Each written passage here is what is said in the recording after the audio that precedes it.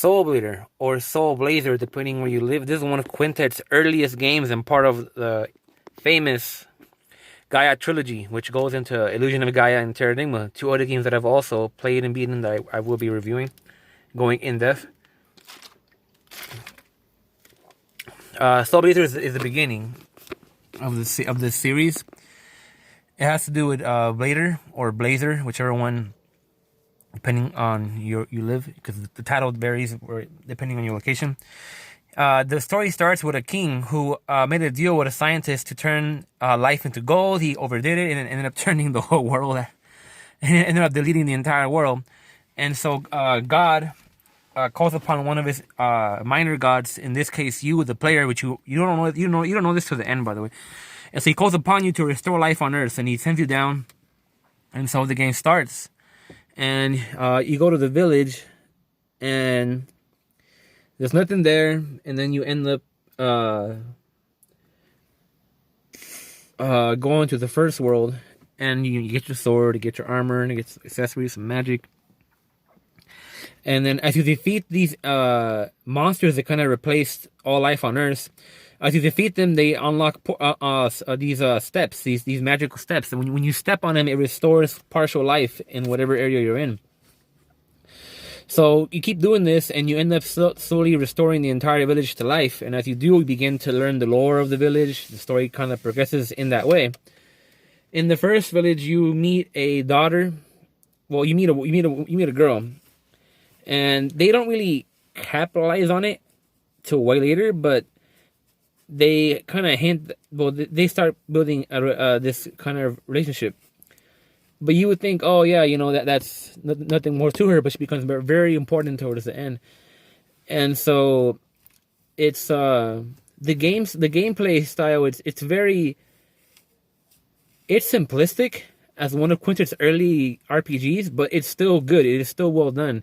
The hitbox detection is kind of off. You can kind of land some hits at some weird angles, and you can kind of exploit that to your advantage. But it's still a good game. The fights are still interesting. The boss fights are very good. They do a very good job of making them creative. Not just, strong guy is here, just keep bashing him into that, a lot of these bosses require strategy, which you would want, not something that's too straightforward. It'll make it too boring. Like the first boss, you have to there's treadmills going up against you, and you gotta go to him and get to the boss. And a lot of people don't know this, but holding your sword is a form of attack that actually helps a lot, especially in this first battle. And so you progress from map to map to map, undoing what the king did with that scientist that made that invention that turns life into wealth. And you start restoring the Earth bit by bit by bit by bit. Along the way, as you restore these cities and towns and underwater places, you unlock the lore, and there's a lot of very good dialogue. A lot of very good dialogue in this game. A lot of really good themes are explored. Some really good writing went into this dialogue. I'm just impressed at the staff at Quintet that made such impressive script writing with the dialogue in the game. Like in the first village, there's the guy that says that his wife passed away. And then he says that this goat just happens to show up in his backyard, and you go to the backyard, and then if you do the dungeon and you unlock all the life that was in that village, you unlock the goat that's there, and the goat's like, because and keep in mind, you're a minor god that can communicate with all forms of life, so you can talk to animals and whatnot. And the goat says, I don't believe in reincarnation, which is kind of dumb because this goat still remembers the husband, came back as a goat, but says that she doesn't believe in reincarnation. So I don't really know what went on there. But she says that she feels good as long as she's near her husband, who she can't talk to, and he doesn't know that it's her. It's kind of like a bittersweet story. That, guy's wife dies, she reincarnates as a goat. She goes up to the backyard. The guy's like, who is this goat? And just kind of accepts it.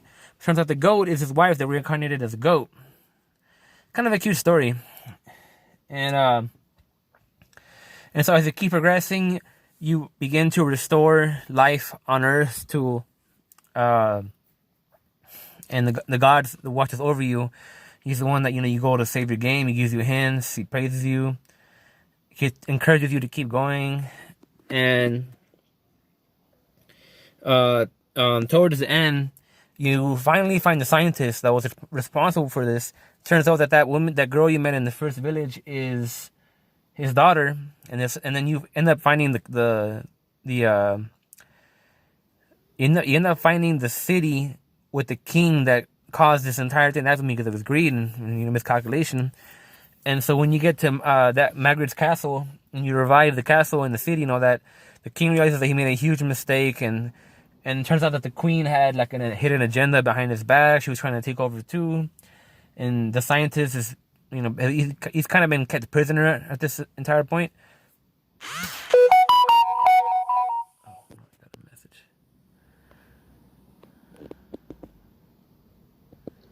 Anyways, and so at this point, you try to get to the scientist. You find him. The daughter kind of like follows you somehow, survives the dungeon on her own, and then gets to you. And then the queen shows up and says, "Oh, I have my own plans. I need you to do this, this, and that." The scientist, she kind of tries to hold you prisoner. You escape, and you get back to her. Long story short, the scientist suicide bombs into the queen to take her out. That was really unexpected. It caught me by surprise. And, daughter's like, "Oh, my dad's dead," and she goes over his corpse, and you kind of just go over the corpse too, and she's like, "I want to be left alone." And you leave, and then, you're at the end of the game where you have to defeat this demon, I guess, that came out as a result of the scientist and the king making bad choices. And king comes back to life because you revive him, says, "Go ahead, go for it." And so when you're in this last dungeon, you gotta fight the last boss. And at this point, there's a lot of side quests towards learning magic. The magic in this game, the basic ones are very useful. The later ones are more situational.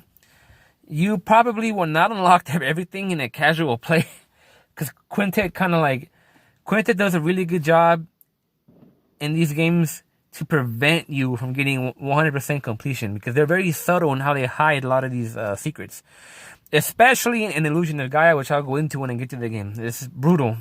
Like any casual player will never get 100% run on the first one casually, never. And so Blazer, the guy you play as, a silent character, doesn't make any dialogue. You fight the last boss, you beat him, and you manage to restore all life on Earth. And God tells you that for an eternity you will be praised as a hero for your good deed. And so the ending starts playing. But there's a problem, and the problem is that he also fell in love. He had fallen in love with that girl he met in the village. That was the daughter of the scientist, and the girl had also fallen in love with him. So there was a romance building. Now, maybe it was just me, but I kind of didn't really see it coming till the end, because it had built up, apparently. I didn't catch on that. And so the way they built this scene was very good, where the girl ends up going back to her village, goes to sleep, has a dream where your character comes out in it, and she tells him, "Please, don't leave, please come back." And but at this point, you are standing next to her bed. This is before he was talking to God about being eternally praised, whatnot. And so he's standing next to her bed. She goes to sleep. He pops up in a dream, and she says, "Please don't leave me. I want to be with you." Then she wakes up, and you're gone. And it was like you were never there. Like, you were like the silent hero. You got the mission done, and you got pulled out of the mortal world. And so back to where I was saying, where God tells Blazer that you have the opportunity to become praised for all eternity as a hero for your work. Your character actually speaks up and says, "No, I am in love with this mortal. I want to go back down to Earth and be with her."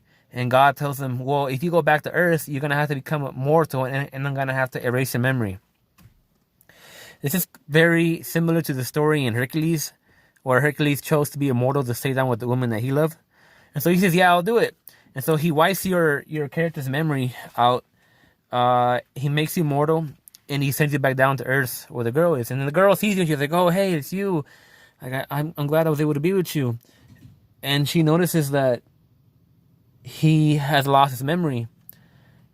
And she's like, "Oh, you lost your memory, but that's okay. You know, we'll be able to live a happy life together." And the game ends as she, you know, I would imagine, grabs his hand and pulls him into the barn, and begins showing him her way of life and teaching him the ways to live in the barn. And the game ends right there. So it's bittersweet, you know, because you could say they lived happily ever after, but the fact that he had to become immortal and have his memory wiped and get to know her all over again, that was very bittersweet. And so the game is great. It's a very great game. I would highly recommend you to play Soul Blazer. It is the simplest of Quintet's games, obviously. One of the simplest of Quintet's games, obviously, because it was an early game, early RPG, early action RPG, but it was really good. Great storytelling, gameplay is still great, boss fights are still good. You know, it's a very impressive game. I'll give it I'll give it a 10 out of 10. It's a game that I definitely see myself playing again, and I don't play games again very often.